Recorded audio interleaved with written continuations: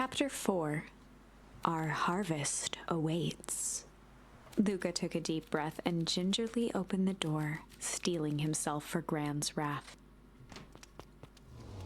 Oh, she about to kick his butt. She gonna kick his booty.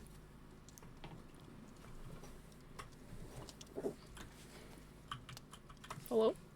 King? Okay, there we go. I'm home. Gran?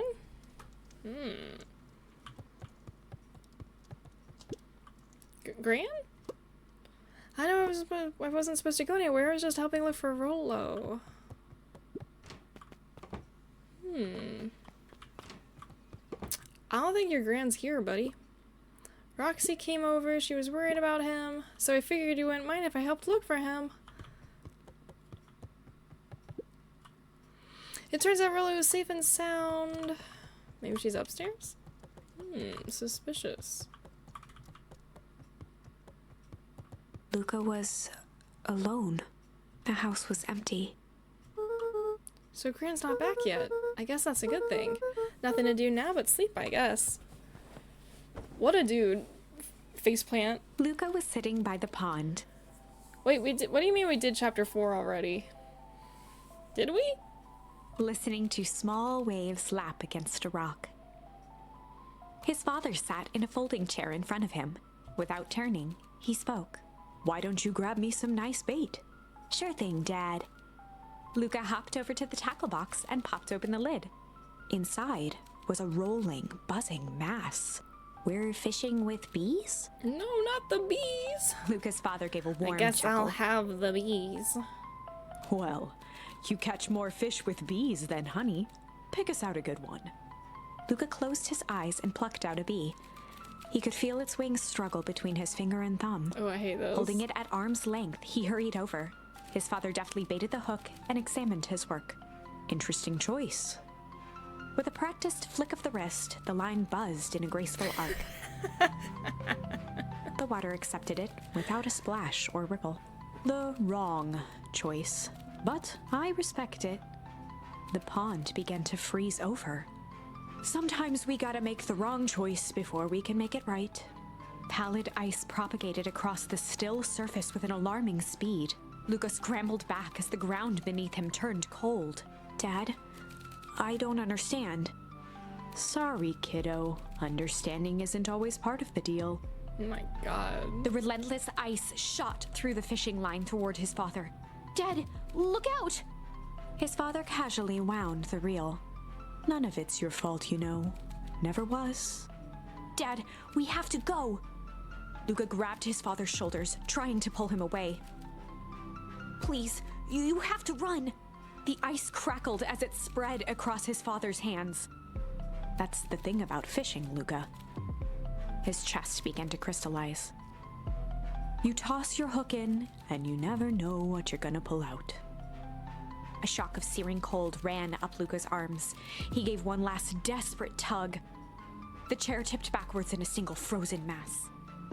Luca tried to stop the momentum, but it was too late.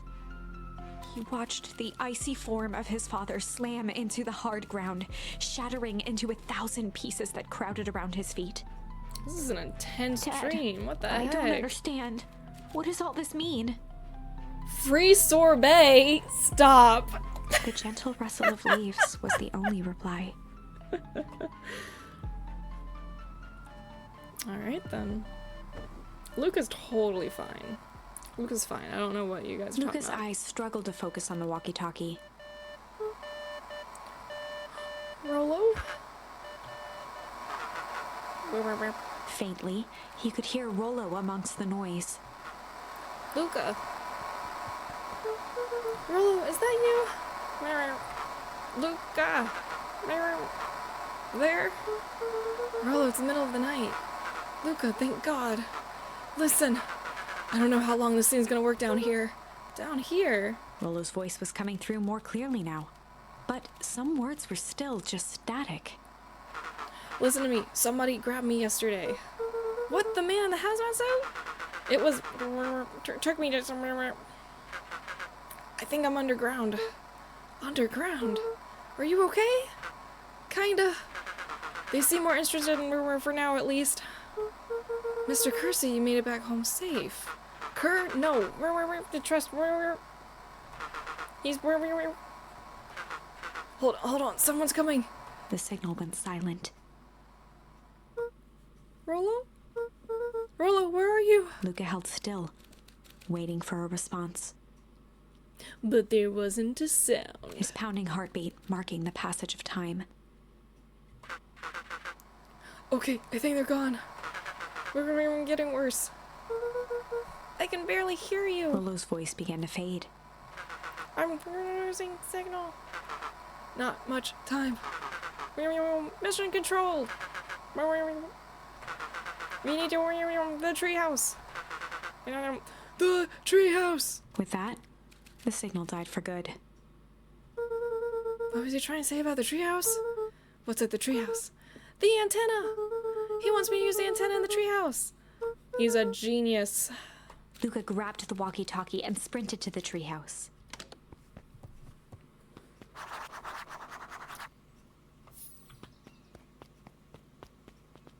Luca heard a group of footsteps approaching. He dashed behind the bushes to avoid being spotted. They'll never see us.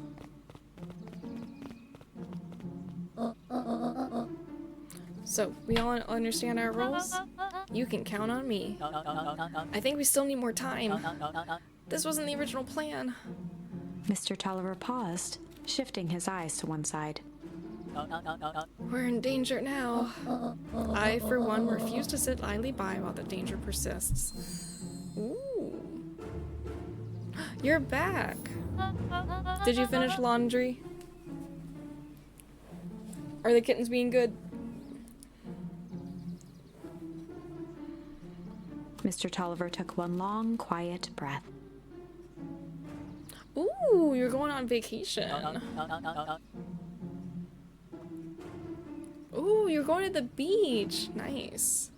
I bet this is like the best time to go because it's still warm, but enough people are gone, so it's gonna be really nice and empty. I just wish we could have made that deal with Era's Valentine. Her resources would have still come in handy. As I said, I had no time to contact you after your call this morning. I'll contact her. Nice, nice. Plans change. How is Luca holding up? He's fine. We wouldn't lose sight of the fact that this is all, I know very well what all of this is for. We have no choice. Hello, welcome in, Brave. Yeah, we're playing a little narrative game. A little cozy, spooky. I guess it might have some horror themes in it, but it's very light. Horror adjacent. But yeah, it follows Luca, this little tiny deer. His dad is gone. His dad died. His mom disappeared 6 years ago. And the big fertilizer company in town has went under and left an abandoned factory, and now some weird stuff's happening.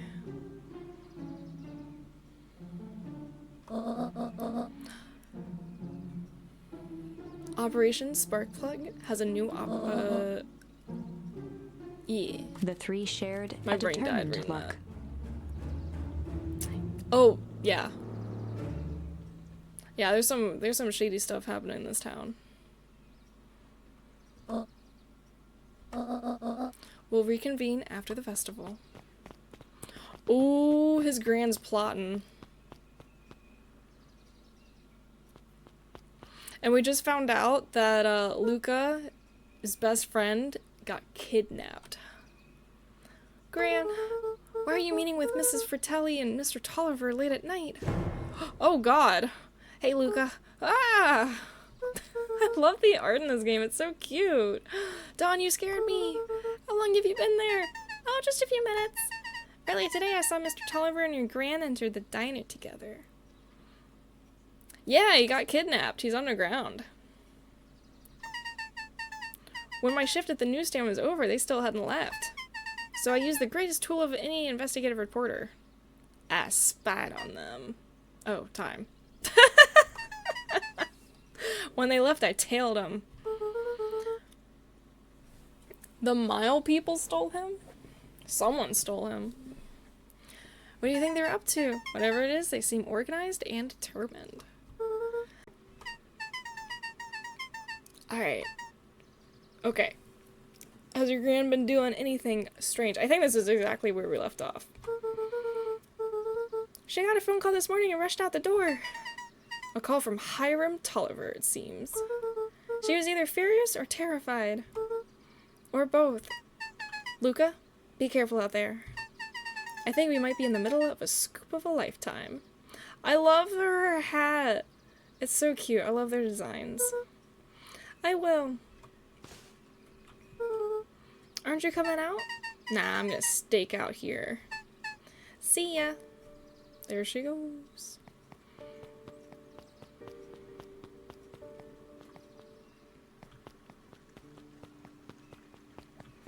Whoomst? I did it. I changed the sign. Splendid. Did anyone see you? I don't believe so. You were right. It was simple enough to just rearrange the letters. Odd choice for a prank, though. In situations such as these, odd is good. The two boys shared a mischievous grin. I can't wait for everyone to see the big reveal. It should be quite memorable. Let's make ourselves scarce.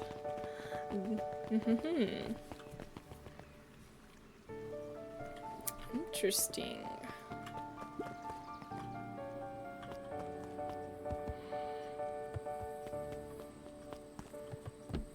Okay.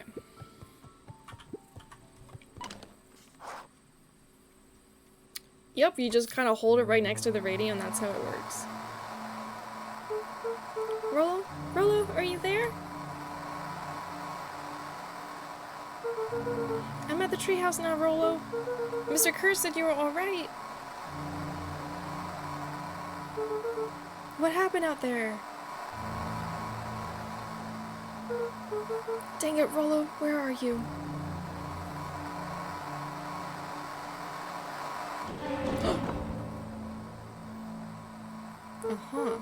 Who's there? Luca could only see a cloaked shape behind the rocket. Oh my god. I got weapons in here, so you better come out right now. He strained to hear as a muffled voice began. Oh my god. How could you hurt something that's already dead? Fear gripped Luca's throat. Oh my god. Who are you? What, you don't recognize me? I guess I don't even recognize myself anymore. Luca stared at the ground for a moment, trying to place the dampened voice. The figure shifted slowly from behind the rocket, revealing itself to Luca. Oh my god, he's wearing a parka. Jeez, I'm a monster. And now they hunt me like the beast I am. Iggy. Luca reached over empathetically. Iggy's tone jolted to dejected anger. Don't touch me! This is all your fault. Luca slumped it really to the is. ground, Dang, Luca, how could you do that to overwhelmed him? by guilt. That's crazy. I'm sorry. I didn't mean to. I lost control. So you can control yourself for a second, and I get to be like this forever. There must be a way to fix this. Oh, you gonna be my savior? Perfect little Luca saves the day with his positive attitude and the power of friendship. None of this matters. There's no time. They're after me. They chased me all through Weekwood. I only came in here to hide. Hide from who? Who's after you? Luca! Luca! Rollo? It's not safe, Luca! Oh no. The treehouse!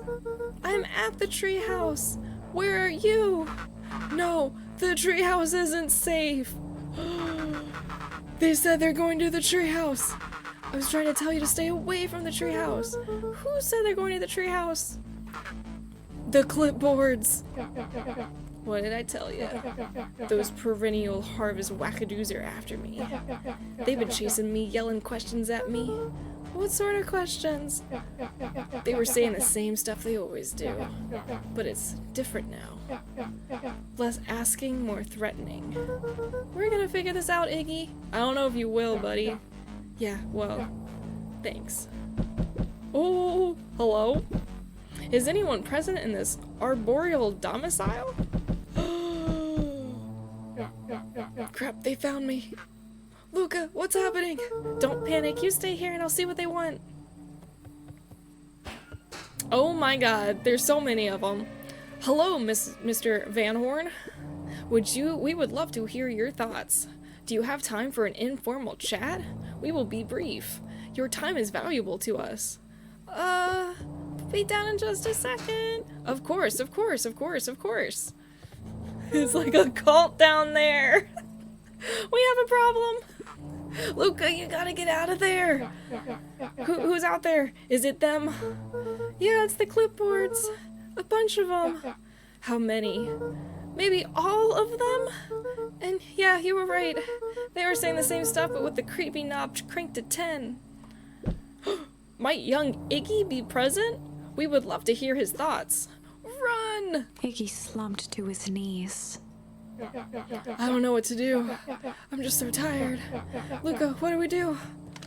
Luca grabbed the walkie-talkie and headed for the window. Not the Clipboards. I know, the Clipboards. Follow my lead. Luca and Iggy climbed up the back of the treehouse to its roof, where Rollo had constructed his MCDC, the Mission Control Defense Cannon. Ooh, t-shirt cannon? From behind the crowd of Clipboards, William Kerr strode forward, a warm smile on his face. Iggy, there you are. You gave us all a heck of a scare. Go away. Just leave me alone. Oh, I'm sorry, Iggy, but no can do. Don't worry, though. We're here to help. Help? Then why are you chasing me? Luca, can you talk some sense into your pal here? Just look at him. He's not well. What's wrong with him? What did that gunk do to him? Well, that's a pretty honkin' big question, Luca. All you need to know is that he's sick. He's real sick, Luca. I just need you to let us up there and take care of him. You told me Rollo was okay, that he was back at his place resting. He is, poor fella just got a little lost. That's a lie. That is a hurtful thing to say, Luca. Thought we were buddies. We were besto pals. Why, because he lets you ramble on like a wackadoo? Everything's a wackadoo in this game. Nobody likes you, you creep. Kerr's smile faltered. Ooh! He used the C word. Why don't you pop down here so we can have a face-to-face? Yelling like this is gonna give us all a heck of a sore throat. And who wants that? Luca's grip tightened on the MCDC. Not the t-shirt cannon. What did you do to Rollo, you liar? Well, shucks, Luca. The only teeny tiny fib I told you was that he was at home. He is resting, and he is perfectly safe. For now, at least. What happens to him next is up to you. It's so exciting. Look around. This is great. You're in quite the pickle, and I'm the only person in the whole wide world who can help you. You get to decide how this ends. No, I do. It's my storybook. I don't know if I have the words for this. We'll find out. He was caught in a trap. What do you do when there's no hope? Iggy wiped his cheeks with a sleeve. What are you gonna do, Luca? I guess that's it. That's the only word I got. Luca drew himself up and decided to take the only option they had left. Fight. He swung the Mission Control Defense Cannon around, aiming it confidently at the smirking face of William Kerr. Not William Kerr's smirking face. Hey, Mr. Kerr! Luca summoned his most insolent demeanor. Rollo sends his regards. What is that supposed to do? Hey, that was uncalled for, more than a little rude, and just plain unsanitary. Luca, I really did think we were good pals. What a shame that it's come to this. Kerr turned his back on the two boys. End this? With a nonchalant wave of the hand, God. He made his exit. Oh my god, the clone clipboards. I don't think that was the right answer. To slowly advance on the treehouse, Luca looked to Iggy with resignation in his eyes. Bro, they're gonna The die. end. Oh my god, they died! They got taken down by the clipboards. That escalated quickly. Maybe discretion was the better part of valor here. Let's put a pin in this for now. I don't have another option, though. Oh my goodness.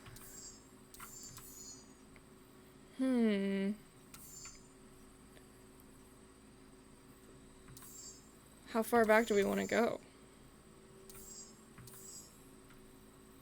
Let's go back to... We'll just go back here to tickle. Time to bust out the tickles. You know what? Do we need a whole recap, or is it okay if we just skip a Rooney? Because the only thing that happens, she tickles the big ol' hippo, and then what's his face, Iggy kicks the puddle, and then we get hair in what's her face's Beck's no, we get goo in Beck's hair. Oh my god, my brain is like, I'm looking at too many words. I don't know where it's gonna skip me to. Chapter 4. Yeah, you collect the words and then it allows you The to best like policy. have different endings. So the first ending, Luca ends up dying to the hazmat. Second ending we've gotten is...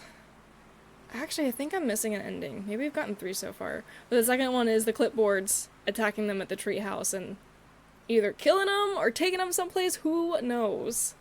Okay, so now we're back to... Luca paused for a moment, catching his breath. Oh, right. Okay, yeah. So this is after the fight at the weird little goo puddle. And Beck has the goo in her hair, but Iggy is totally fine in this timeline. So we've gone back in time to fix it. He'd only just met Beck, and somehow he already managed to drag her into this mess. Hopefully he could make it up to her. But finding Rollo was his primary concern. Rollo's gone, bro. Oh. Luca, what the hell are you doing out here? And why did a kid with gray hair just pass us in a panic? Roxy and Fitz looked drained. It was clear they'd spent all day searching. That's Beck. I don't care who she is. What happened? We were just helping look for Rollo. Luca, I need you to start telling me the truth. Roxy's temper could often be dismissed as the impatience of an older sibling. But this was the most intense Luca had ever seen her. Her eyes were wild and unfocused, looking straight through Luca. We're running out of time. In a torrent of rambled words and tears, Luca broke down. Rollo and I weren't just playing in Weep Woods yesterday. We were investigating lights at the old Valentine warehouse. But someone was there in a strange suit. And we hid in the dumpster and had a heavy bag dropped on us. And I think it was a body. And so we ran, but we got split up. And I ran home. And that's all my fault. And now my best friend may never come back. Wow. Just, wow. Oh my god, Luca's freaking having a meltdown. Roxy, still exhausted and angry, softened briefly as her eyes hunted the ground in thought. With a determined sigh, she looked up at Luca. It's not your fault, Luca. Roller's gonna be okay, I promise. Roxy drew herself up. I'm gonna fix this. Luca, go home. But I wanna help. This is too dangerous for a kid. I can't just sit around, I have to do something. Roxy tried to think of the safest place to send Luca. You go back to that little treehouse you two like to play in. Wait there in case Rollo shows up. Sounds like a plan? Luca wiped his cheeks and gave a quick nod. You did the right thing telling me the truth. Now, scoot. Oh, we're gonna skedaddle, alright. You really believe his story? What other option do we have? Things have been strange around here leading up to the festival. My dad has been acting strange lately. Oh, 'cause her dad's Mr. Tolliver. Well, weirder than normal. Looking into the puddle, Roxy rubbed her arms to warm up. Why is it so cold here? This place gives me the willies. Alright. That kid just Mr. still there Dunkley looking jumped for with a beetles. start. Huh. Whoa, don't sneak up on an old fella like that. Sorry. Who are you talking to? What? Luca motioned to the phone booth. Oh, no. I was just checking because I thought I heard it ring. But the dang thing never does, of course. Yeah, I've never seen anyone use it, really. The whole thing's a waste of money, if you ask me. Any word from Rollo yet? Not yet. Long time for a boy to lose his way. Rollo knows those woods too well to get lost. I suppose you're right. Silly boys' antics would have this town... Oh my gosh, I'm like combining all these words together. Silly boys' antics have this whole town worried sick. There we go. Antics? Well, you all know Rollo likes to play his little pranks. You think this is a prank? What other possible explanation could there be? Little creepy hazmat men in a factory? He's not playing a prank and he didn't get lost. Someone took him. I know it. How would you know that? Unless you're from the future! Luca, is there something else that you know? Mr. Nuncreed gently placed one of his substantial hands on Luca's shoulder. Substantial? Dang it, boy, if there's something you know, something that could help your friend, you need to tell folks. Oh! Luca peered up at Mr. Nuncreed. Kind eyes warmed a stern face. There was a deeper emotion hiding beneath it all. It was subtle, but Luca could sense something eating away at him.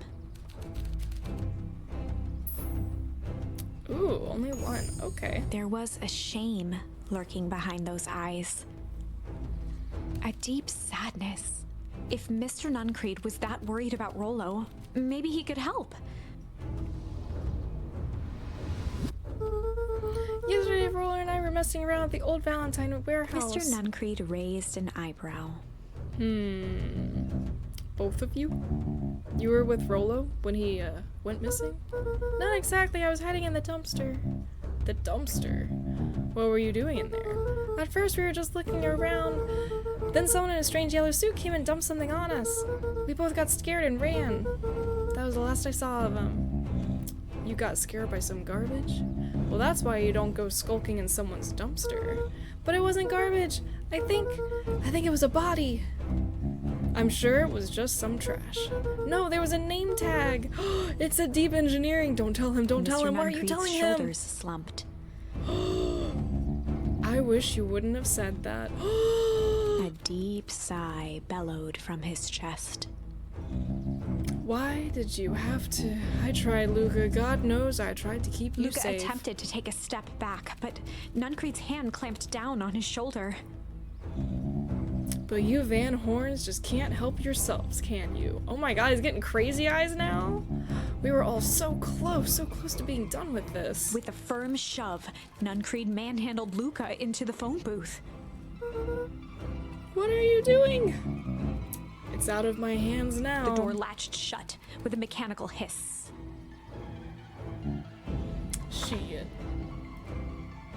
Oh my god. As Luca pounded the glass, the floor dropped from under his feet. The inside of the phone booth was now a loose capsule plummeting at gravity's whim. Luca winced and pressed his hands to the walls. As he braced for impact, the capsule hurried to a surprisingly smooth stop. He felt a cold rush of air and opened his eyes with hesitance. Two large figures in hazmat suits occluded his view. Luca heard the deep, resigned voice of Mr. Nuncreed over an intercom. He knows too much. The end. Oh my god, we died again! Wait. No. Oh my god. This isn't the end. I know there's still much more. Somehow this went wrong. Okay, let's try something else. Okay, alright, well that one ends, and then I don't have the other word for that. I don't have the other word for that either. We've done both of those. We've done all of this. Okay, well this is the last one. Dang, alright, we gotta go all the way back to the beginning, basically. Alright, this is the first one, the first ending. Alright. This is a story about struggle. Luca could hear a machine humming somewhere nearby. He felt around wildly, searching for something, anything that could help. Oh, this is the first ending when Rollo's not here. It's just Luca. His hands found a hard object, maybe a tile? He yanked it free, lifting the cold stone. Let me go! Luca swung the tile as hard as he could at the shape that still held fast to his leg. He heard the crack of glass as the stone hit the assailant's mask. With a muffled yelp, the hand let go. Luca was free and scrambled to the door. He never looked back once on the long run home.